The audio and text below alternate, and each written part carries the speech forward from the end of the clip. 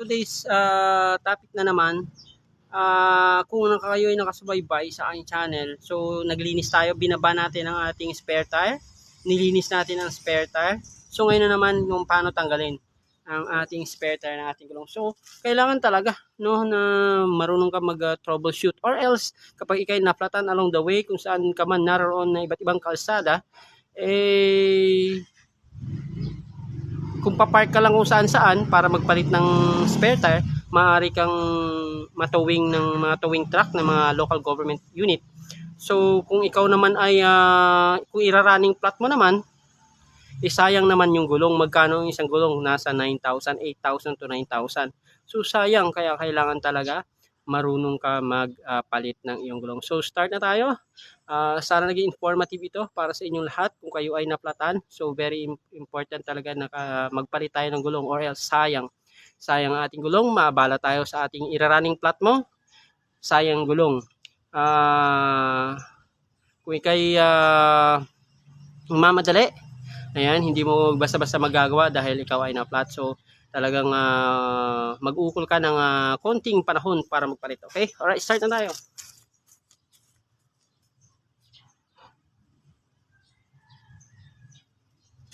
Ito lang ang ating gamit. Spare tire jack. So tandaan, kapag ka palit tayo ng ating gulong, pag tanggal ng ating gulong, kakaliwa ang pihit. So kahit gaano ka pa kalaki, kung ikaw ay kahit gaano ka pa kalakas, kung ikaw ay hindi marunong magpihit nito, mali yung pihit, so hindi mo kayang gawin. So kahit na ikaw ay for example, maliit ka lang, mahina yung hindi ka ganun kalakas, pero tamang yung ginagawa, so maaari kang magiging productive ang iyong activity. Alright, so start na tayo. Pipihitin natin kaliwa. Yun, tumunog na. Yan, kaliwa. Pero tandaan nyo, maging careful kayo dapat dahil ito matulis. Kung sakaling madulas ang inyong kamay, kayo masusugatan. Importante yun na mag-ingat sa lahat ng pagkakataon. Okay. Ayan. So, 4 na ang ating naluwagan. 5. 6.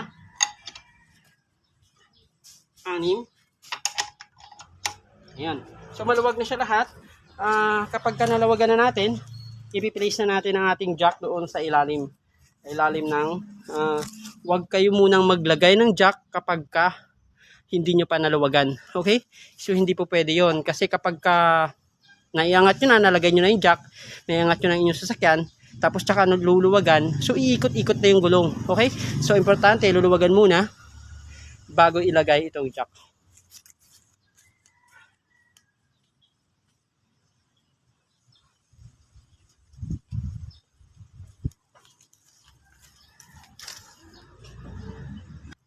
Kumuha muna ako ng tungtungan ng jack para hindi siya bumaon, kasi lupa nga ito, hindi babaon yung jack natin, kasi yung jack natin bali parang siya yung bubuhat ng sasakyan, sa bigat ng sasakyan, kaya kumuha muna ako ng tungtungan. Alright, para hindi bumaon ang ating jack. Okay, so tara. Alright, so nakaangat na yan. Tingnan nyo, meron ng pagitan. Ayan o, may pagitan na, diba? So tatanggalin na natin sa pamamagitan ng ating tire wrench. So maluwag na rin yung ating gulong.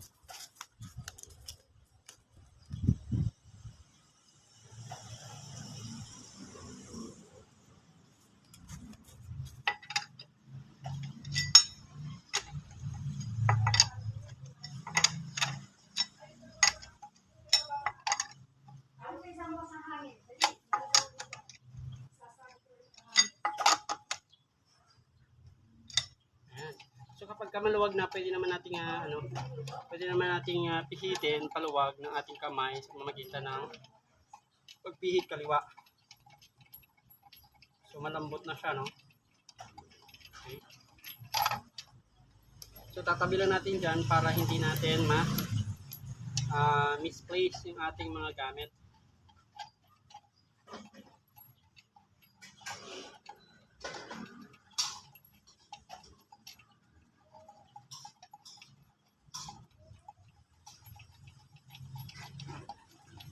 Hihit kaliwa ang paluwag. Kaya ako inulit-ulit ito sa inyo mga guys, kasi meron akong natulungan somewhere along the road. Na ang lalaki nila, dalawa sila, no? Dalawa silang lalaki.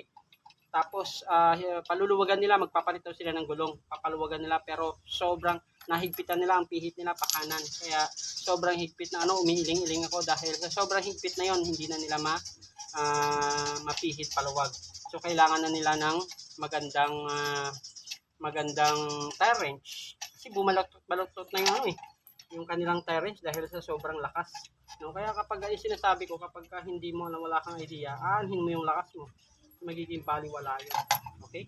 So yan, pitikin na natin. Yan. Yan, baba na.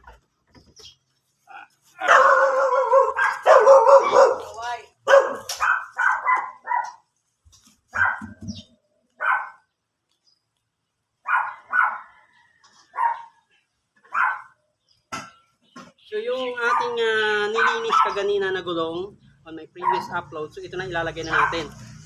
So ito ay spare tire. Spare tire, oh, tingnan nyo. Wala siyang cap, 'di ba? Wala siyang cap kasi nga spare tire ito eh. So nasa ilalim lang siya, reserve, kumaga reserve tire. So yung gagawin natin, yung pull out natin, tatanggalin natin para itakip dito sa ating spare tire. So ayan.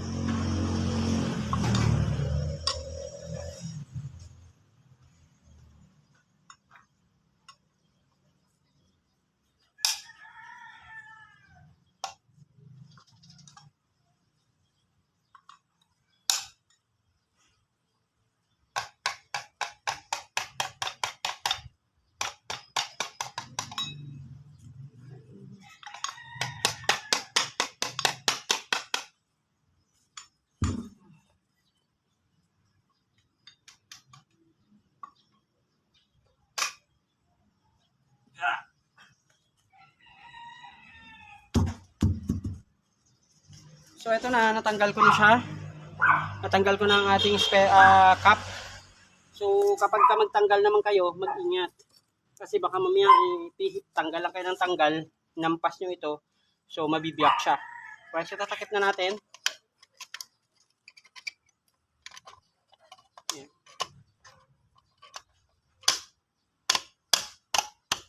Yan.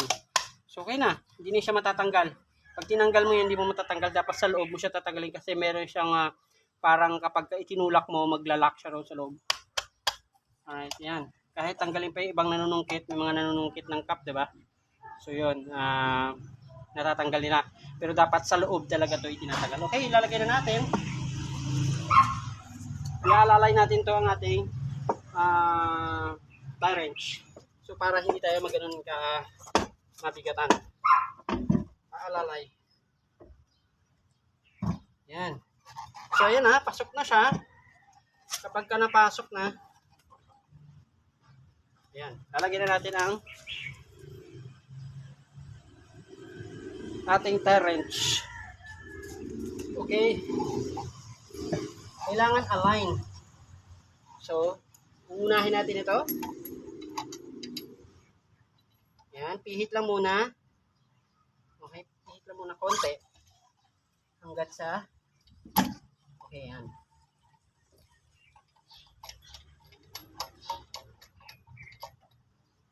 Okay, and then dito na sa kabila, alternate kailangan ng paglagay. Alternate ito una, tapos ito sunod. Para hindi siya ma-loose thread. Maganda yung pagpasok niya.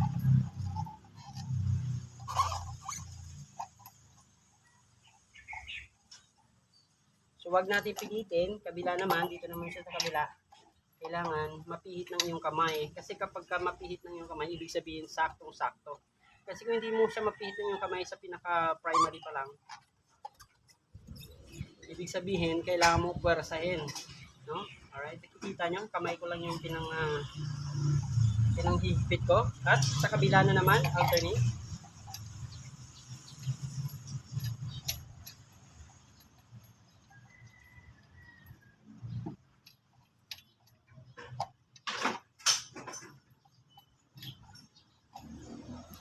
kabila.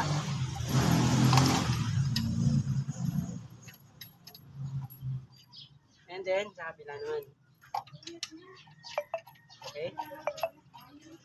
So yun, kung nangangawit naman ng iyong kamay, so pwede na tayo magsimula sa tire wrench.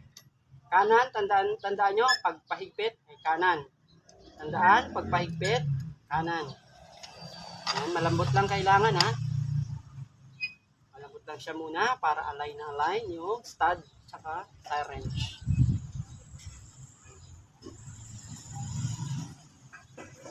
Ayan, kapag mahigpit na siya konti, kabila naman. So alternate ang paghihigpit ng tire wrench. Dito naman sa kabila.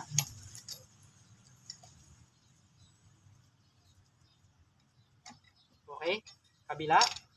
Tandaan nyo, kung napapansin nyo, alternate ang aking paghihigpit.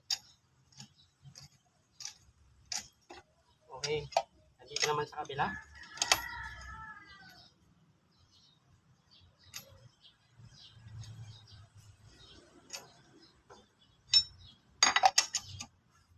Alright, ayan. Higpit bahagya. Higpit bahagya. Higpit. Bahagya lang. Alternate. Bahagya. Bahagya. Bahagya. Bahagya. Bahagya. Bahagya. Okay, so mahigpit na yan. Pero hindi pa natin ilalak. Ibababa muna natin ang ating jack bago natin ilak ang kumbaga hihigpitan na natin itong super higpit. Okay? So bababa na natin ang ating jack.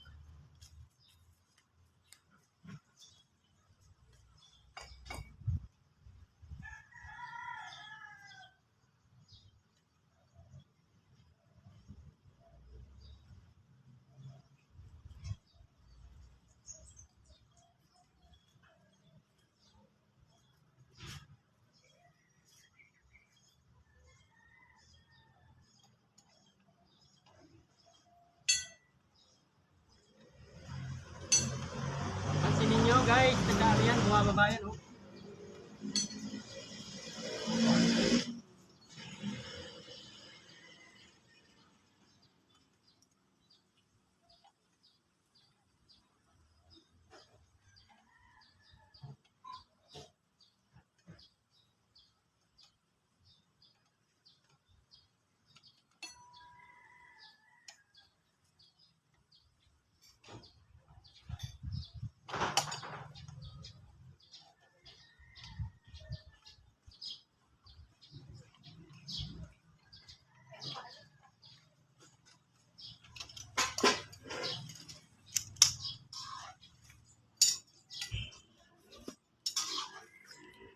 Ito na ang aking pangkalam. Ito na ang aking jack. Ito na rin ang akong tire wrench. Ito na rin pang pihir. Okay? So, hihigpitan na natin yan.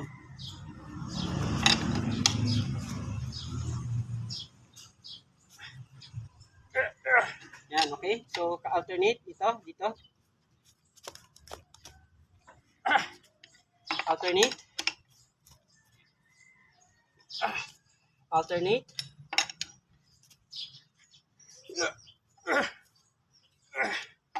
Kabila.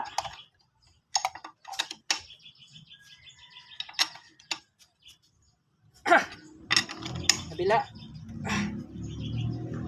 Okay, naigpitan na natin lahat. Double check.